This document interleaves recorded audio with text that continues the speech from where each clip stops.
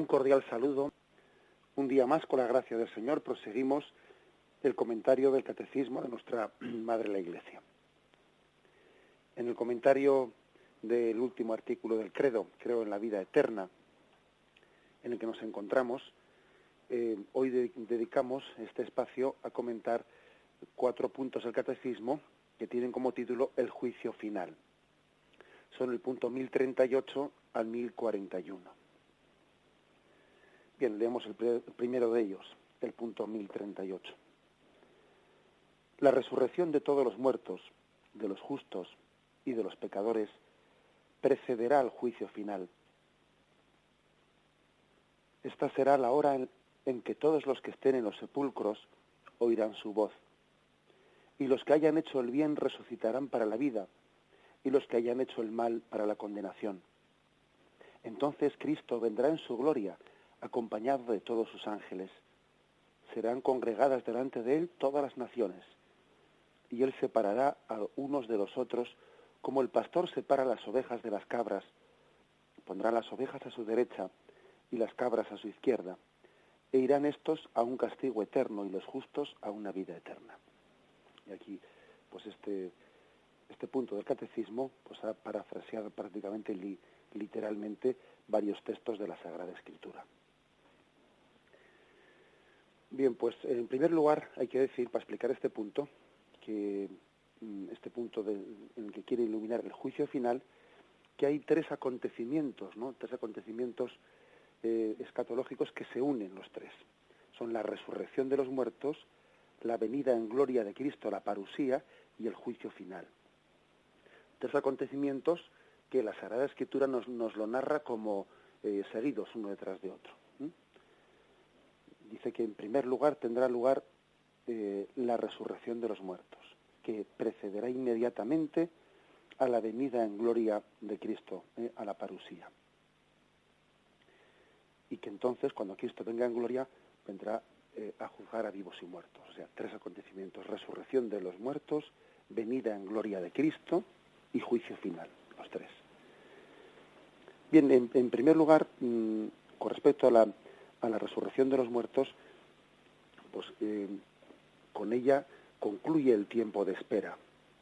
Parece que es como el anuncio de que Cristo está por llegar.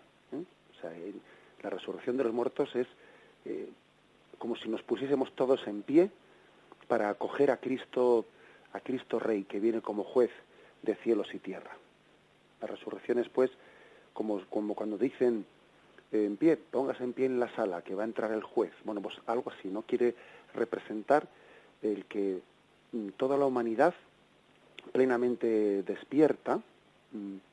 Acordaros de que la palabra cementerio significa en latín dormitorio.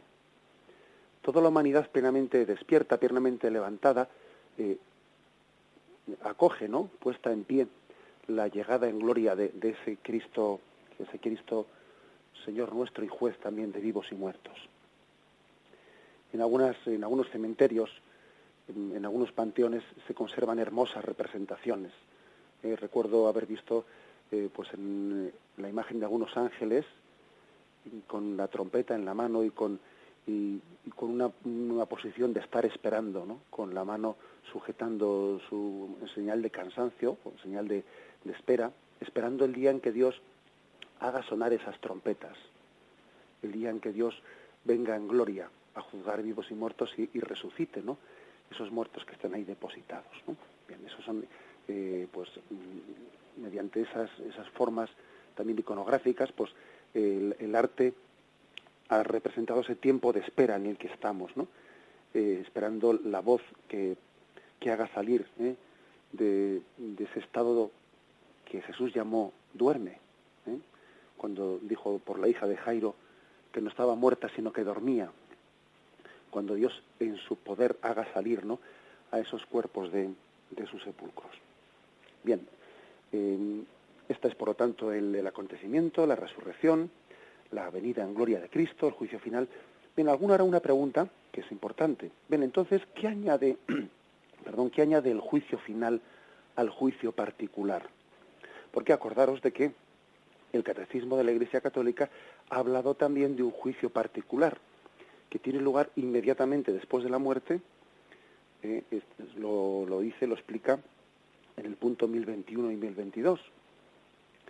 Y leo una frase. Entonces, cada hombre después de morir recibe en su alma inmortal una retribución eterna en un juicio particular que refiere toda su vida. Bien, pues aquí la pregunta es, entonces, ¿qué diferencia hay entre el juicio particular que tiene lugar inmediatamente después de la muerte a este juicio final?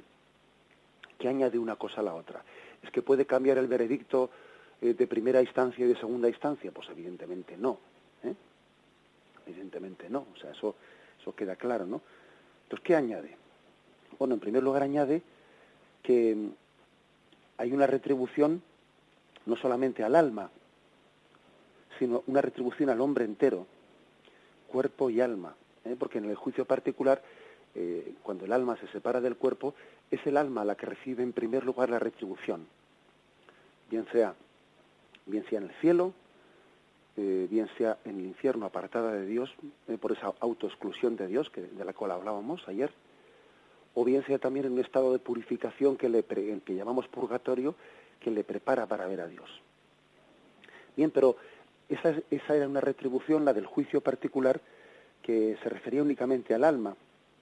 Y en este momento, el cuerpo resucitado se une a su alma para gozar de Dios en el cielo, o también se une este cuerpo resucitado al alma que está en estado de condenación en el infierno.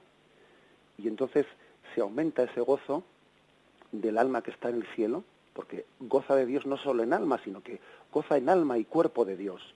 El gozo de Dios pues aumenta si cabe, porque es el hombre entero el que goza de Dios.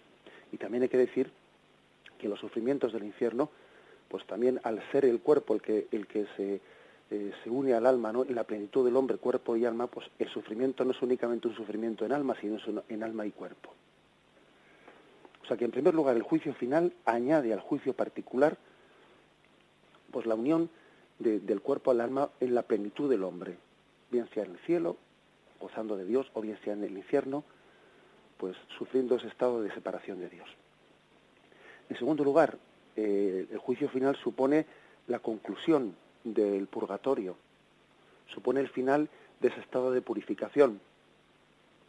Ya, digamos, Dios ha purificado la llama del fuego del amor de Dios, ha purificado suficientemente aquellas almas que estaban preparándose para la visión beatífica, y entonces el juicio final supone también el fin de ese estado de purificación que tenían algunas almas. Para muchas ya había terminado, porque pues algunas almas pues tuvieron un tiempo limitado de purificación, y cuando ya estaban suficientemente purificadas habían ido al cielo. Pero en cualquier caso, en el juicio final concluye el estado de purificación, ya para todas las almas. En tercer lugar, hay que decir que el juicio final añade al juicio particular que ahora se vive también la plenitud de la comunión de los santos. Es decir, la familia del cielo está completada. Ya no falta nadie por llegar. En la comunión del cielo se vive también la plenitud del gozo de que no únicamente se goza de la visión de Dios, que es lo más importante, desde luego, que es lo esencial del cielo, pero aparte de ese gozo esencial que es la visión de Dios, ya incluso se ha añadido otros gozos que son añadidos, que son accidentales añadidos, pero que también son motivo de gozo, que es ver que la familia entera está completa en el cielo. La familia de todos los que forman la Iglesia celestial, de todos nuestros seres queridos. Esto yo creo que también lo entendemos, porque a veces nos costaría, ¿no?, pues cuando una persona pues ha tenido un matrimonio pues de muchísimos años, ¿no?, de convivencia y de amor con su marido, etcétera, le sería difícil imaginarse la felicidad del cielo sin su marido, sin su esposa. Es verdad que Dios puede hacernos plenamente felices, ¿no? Solamente con Dios el hombre tiene la plenitud de esa felicidad, pero es que nos cuesta hasta imaginarlo, ¿no?, sin la presencia de los seres queridos. Nuestra afectividad ha estado tan ligada pues al esposo, a la esposa, al padre, a la madre, a los hijos, pues que en nuestra imaginación nos cuesta pensar que sin ellos podamos ser plenamente felices. Bien, es un problema también nuestro de imaginación, ¿no? Pero el caso es que También el juicio final supone el que todos, la plenitud de los seres queridos, ¿no?, bien sea de nuestra familia carnal o bien sea de la familia espiritual que es la Iglesia, está completa en el cielo. Están todos los que tenían que estar, están todos los que han respondido a la llamada de gracia de Jesucristo. Y eso también supone pues un aumento de gozo. Y por último, hay que decir que el juicio final supone también, añade al juicio particular, una dimensión no pública, es decir, porque el juicio particular parece que es algo que hay entre el alma y Dios. En el momento de la muerte nuestra, el alma se presenta ante la presencia de Dios, ¿no?, y sabe perfectamente cuál es su sitio, cuál es su lugar, ¿no?, ante la luz de Dios. Pero es una especie de encuentro personal, íntimo entre el alma y Dios. Sin embargo, el juicio final añade un aspecto público, un aspecto público en el que toda la Iglesia está presente en ese momento en el que Cristo viene como juez de vivos y muertos. Por lo tanto, un poco en resumen, hay que decir que el juicio final no anula el juicio particular, en absoluto lo anula, ni lo rectifica, pero sí lo planifica, lo consuma, por todos estos aspectos que hemos ido diciendo. Y bien, podríamos ahora hacer una breve reflexión, ¿no? Y la reflexión es la siguiente. Vamos a ver, por una parte hemos hablado en días anteriores, pues cómo el juicio particular, el catecismo lo explica como una autoexclusión del hombre de la gracia del cielo. Y por otra parte, el juicio final, aquí se nos describe como una sentencia de Cristo que separa las ovejas de las cabras, a los justos de los injustos. Entonces, uno podría decir, vamos a ver, ¿cómo compaginamos estas dos cosas? Esto de que el infierno se ha entendido como la autoexclusión del hombre, no tanto que sea Dios el que me condena, sino que uno mismo se autocondena porque se separa de la gracia de Dios. Y por otra parte también hay textos de la Sagrada Escritura que parecen decir lo contrario, como que Dios viene como juez y es Él el que juzga y el que dicta sentencia y el que condena. ¿Cómo conjugar las dos cosas? Por ejemplo, en Juan 12, capítulo 12, versículo 47, dice: si alguno oye mis palabras y no las guarda, yo no le juzgo, porque no he venido para juzgar al mundo, sino para salvar al mundo. El que me rechaza y no recibe mis palabras, ya tiene quien le juzgue. La palabra que yo he hablado, esa le juzgará el último día. Bueno, quiere decir que es un texto curioso porque él viene a decir, yo no juzgo al que no oye mis palabras, sino que no es que Cristo, dice él, venga él a juzgarle, sino que la propia palabra que ha pronunciado por Cristo, esa es la que le juzga, es decir, es su propia verdad o su propia mentira la que le está juzgando. Entonces, ¿cómo conjugar esas dos cosas? Bueno, pues, como siempre hemos dicho, en la Sagrada Escritura los textos hay que sumarlos unos a otros, no restarlos, no. Cuando hay dos textos que aparentemente, digo aparentemente, ¿no?, dicen cosas distintas, lo que hay que hacer es complementarlos, no excluir uno del otro. Las dos cosas son verdad y no se contradicen una a la otra. Porque es verdad que eres tú mismo el que te juzgas a ti, porque son tus propias obras las que se constituyen en tu juez. Tus propias obras son tu juez. No es que Dios sea tu juez, es que tú mismo te estás juzgando a ti mismo, porque tus obras son testigos de tu bondad o de tu maldad. Esto es lo que quiere decir este texto que hemos leído de Jesucristo, del Evangelio de San Juan 12, 47. Tus propias obras, las propias palabras que yo he pronunciado y tus propias obras, esas son las que te juzgan. No es que la voluntad de Cristo sea juzgarte, Cristo ha venido a salvarte, esa es su voluntad. Pero por otra parte hay textos en los que se habla claramente de Cristo juez, que Él separa a unos de otros. Pues hay que decir que las dos cosas no son incompatibles, porque si es verdad que el juicio consiste en una apertura a la gracia o en una autoexclusión a la gracia, Cristo como juez, en su juicio final, viene a sentenciar respetando nuestra libertad. Es decir, que el juicio de Dios coincide al milímetro con la opción libre que el hombre ha hecho de acoger la gracia o de rechazarla. En el fondo, en el juicio final, Cristo no hace sino corroborar lo que nuestra libertad ha elegido. Así de claro. Es decir, no entendamos que el juicio viene a decir una sentencia distinta de lo que nosotros con nuestra libertad habíamos querido.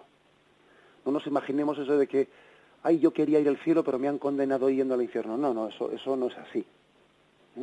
El juicio final de Dios lo que hace es corroborar lo que nuestra libertad libremente había elegido. Si tú te habías autoexcluido, el juicio de Dios es de condenación. Si tú te habías abierto a la gracia, el juicio de Dios es de salvación.